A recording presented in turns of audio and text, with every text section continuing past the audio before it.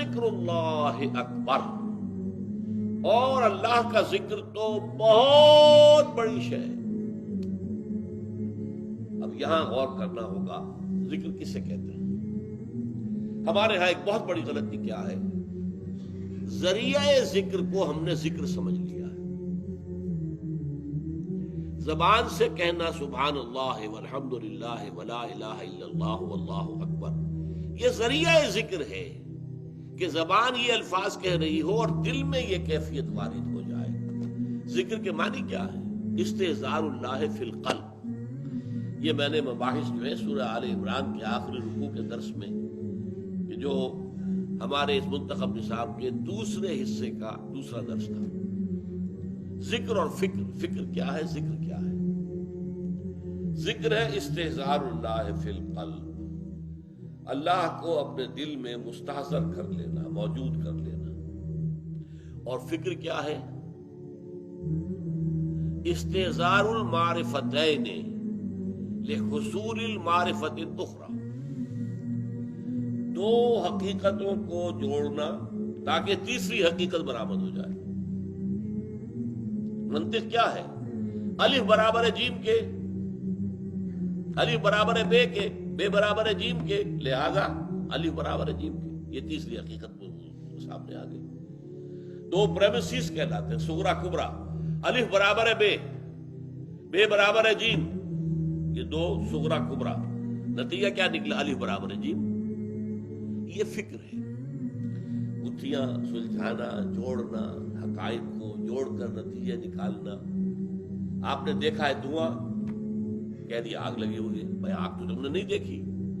نہیں بھائی، میرا مشاہدہ یہ رہا ہے کہ دھواں وہی ہوتا ہے جہاں آگ ہوتی ہے۔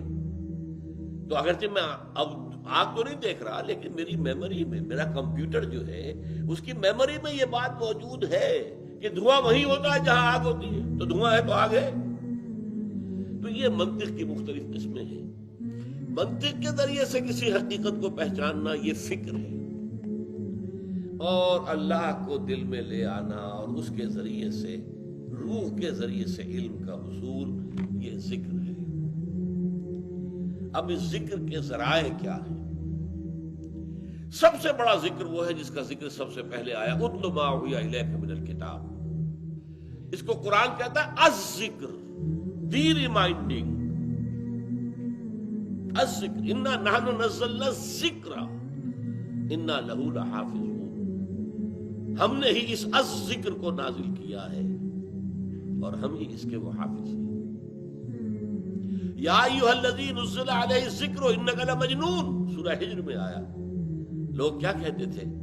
اے وہ شخص جس کا خیال ہے کہ اس پر الذکر نازل ہوا ہے، ہم تو تمہیں پاگل سمجھتے ہیں۔ یا ایھا الذی نزل علیہ الذکر، حالانکہ وہ ذکر نہیں مانتے اسے، لیکن قرآن کا نام الذکر اتنا یعنی معلوم تھا کہ انہوں نے اس حوالے سے کہا یا ایھا الذی نزل علیہ الذکر انک لمجنون، ہم تو تمہیں مجنون مانتے ہیں۔ تو ذکر جو ہے، الذکر سب سے بڑا ذکر قرآن ہے، لیکن سب سے جامع ذکر نماز ہے۔ اس کا مطلب کیا ہے؟ ایک ذکر ہے جو زبان اور قلب سے ہو رہا ہے صرف، ایک ذکر ہے جس میں آپ کا پورا جسم ہے، آپ کھڑے ہیں ہاتھ باندھ کر جھکاؤ کے ساتھ، قنوت ہو رہا ہے، آپ کا پورا وجود جو ہے وہ ذکر کر رہا ہے اس وقت۔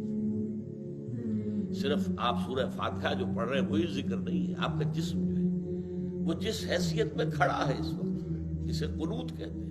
ادب کے ساتھ کھڑے ہونا، ایک جھکاؤ کسی کیفیت ہونا، یہ بھی تو تم آپ کے پورے وجود سے ذکر ہو رہا ہے۔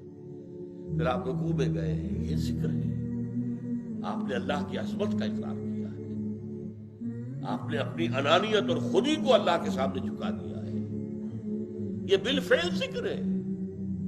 اور پھر جب آپ سجدے میں گئے، آپ نے اپنے پورے وجود کو اللہ کے سامنے جھکا دیا۔ پیشانی جو انسان کی عزت کا سب سے بڑا مقام ہے، سب سے اونچا، خاک میں رکھ دیا ہے یا اللہ کے قدموں پر رکھ دیا ہے۔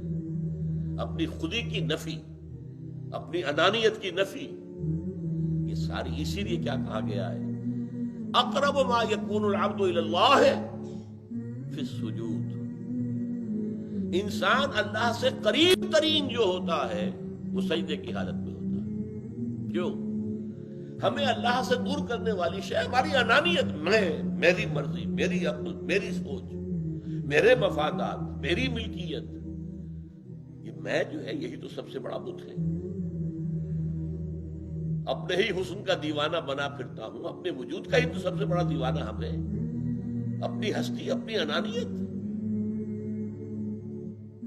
اب تکبر کو اسی لیے کہا گیا سب سے بڑا گناہ، ناقابل معافی گناہ تکبر ہے۔ لن يدخل الجنہ من کان فی قلبہ مثقال ذرۃ من کبر، جس شخص کے دل میں تکبر رائی کے دانے کے برابر بھی ہوگا وہ بھی جنت میں کبھی داخل نہیں ہو سکے گا۔ ہم نے اس تکبر کی نفی مطلق کر دی، اللہ کے قدموں میں، اللہ کی زمین پر پیشانی رکھ دی۔ تو یہ وجود کا ذکر ہے۔ تو ہم گویا کہ جب نماز پڑھتے اس میں قرآن بھی پڑھتے ہیں، اس میں اللہ اکبر ہے، اس میں ہم سورہ فاتحہ ہے جو خود اپنی جگہ مکمل قرآن ہے۔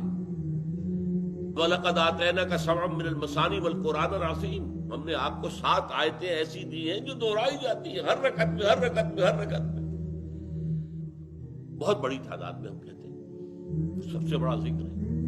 لیکن جامع ذکر جو ہے وہ ہے نماز۔ نمبر 3 ایک ذکر کی اور کیٹیگری ہے اور یہ ہے دائمی ذکر۔ دائمی ذکر کے لیے جیسے قرآن کہتا ہے الذین یذکرون اللہ قیاما وقعودا وعلی جنوبہم، کھڑے ہوئے، بیٹھے ہوئے، لیٹے ہوئے ذکر کرتے ہیں۔ یہ ذکر کون سا ہے؟ اگر تو آپ ہر حال میں ذکر کریں گے تو کوئی کام کون سا کریں گے؟ نہیں، دنیا کا کام بھی کرو، ذکر بھی کرو۔ سونے لیٹے ہو اللہ کا ذکر کرو، دعا وہ مانگو جو مسنون حضور مانگتے تھے۔ دعا مسنون ہے، اللہ سے مانگ رہے ہو، اللہ سے تعلق جڑ گیا، اور وہ مسنون الفاظ ہیں حضور کے ہیں، حضور سے تعلق جڑ گیا۔ ایک تیر میں 2 شکار۔ صبح اٹھے ہیں تو فوراً وہی دعا الحمدللہ الذی احیانی بعد ما اماتنی والیہ النشور۔ پھر آپ جانے لگے ہیں بیت الخلاء میں، دعا مانگی اللہم انی اعوذ بک من الخبث والخبائث۔ باہر نکل رہے پھر دعا مانگیے الحمدللہ الذی اذھب عنی الاذی وعافانی، اللہ کا شکر ہے اذیت بخش چیزیں اس نے مجھ سے دور کر دی۔ یہی فضلات جو ہے، پیشاب بند ہو جائے تو آپ کی جان پر بن جائے گی، اگر آپ کو قضاء حاجت نہیں ہو رہی جان پر بن جائے گی۔ لیکن یہ الحمدللہ الذی اذھب عنی الاذی، یہ اذیت بخش چیزیں مجھ سے دور کر دی ہیں، مجھے عافیت بخشی ہے، اس کا شکر ہے۔ ہر کام کرتے ہوئے دنیا کا کوئی نہ کوئی مسنون دعا ہو۔ شیشہ دیکھیے، آئینہ، دعا ہے۔ کپڑے بدل رہے، دعا ہے۔ گھر سے نکلے ہیں، دعا ہے۔ بازار میں داخل ہو رہے، دعا ہے۔ بازار سے واپس آئے، دعا ہے۔ گھر میں پھر داخل ہوئے، دعا ہے۔ مسجد میں داخل ہوئے، دعا ہے۔ مسجد میں تو جو کچھ بھی وقت گزرے گا دعا ہی دعا ہے، پھر واپس نکلیں گے پھر دعا، کوئی کام نہیں، یہاں تک کہ اپنی اہلیہ کے ساتھ ہم بستری کریں تو دعا ہے۔ یہ ہے دوام ذکر کی جو مسنون ترین شکل ہے۔ چوتھی کیٹیگری ایک اور بھی ہے، اور وہ یہ ہے کہ کوئی جیسے کہ سائیکالوجسٹ ہوتے ہیں، وہ میرا تجزیہ کریں، میری سوچ میں کہاں کجی ہے جس کی وجہ سے میں کنٹراڈکشنز کا شکار ہو گیا ہوں، وہ اصلاح کریں میری سوچ کی۔ اسی طرح کوئی ماہر امراض قلب، ماہر امراض نفس، وہ دیکھے آپ میں اس میں مال کی محبت زیادہ ہے، لہذا وہ آپ کو ایسی آیات بتائے جن سے کہ مال کی محبت کم ہو۔ اس کا ورد کیا کرو بھائی، اس کا ورد کیا کرو، جاؤ اس آیت کو پکاؤ، یہ مولانا احمد علی رحمۃ اللہ علیہ کہا کر، پکاؤ اس کو جا کر، پڑھتے رہو پڑھتے رہو۔ تو یہ پی پی کال ہوگی، پرسن ٹو پرسن ڈفر کرے گی، کسی میں شہوت کا زور زیادہ ہے، کسی میں کچھ اور ہے، کسی میں شہرت کی طلب زیادہ ہے، تو ان کو ان کے مناسب حال دوا تجویز کرنا قرآن سے، قرآن کی آیات سے، کہ جس کا مراقبہ کریں، تکرار کرتے رہے تو اس مرض کا علاج ہو جائے۔ یہ چوتھی شکل ہے۔ واللہ یعلم ما تصنعون، اور آیت کا آخری ٹکڑا کیا ہے؟ جو کچھ تم کر رہے ہو اللہ اس سے واقف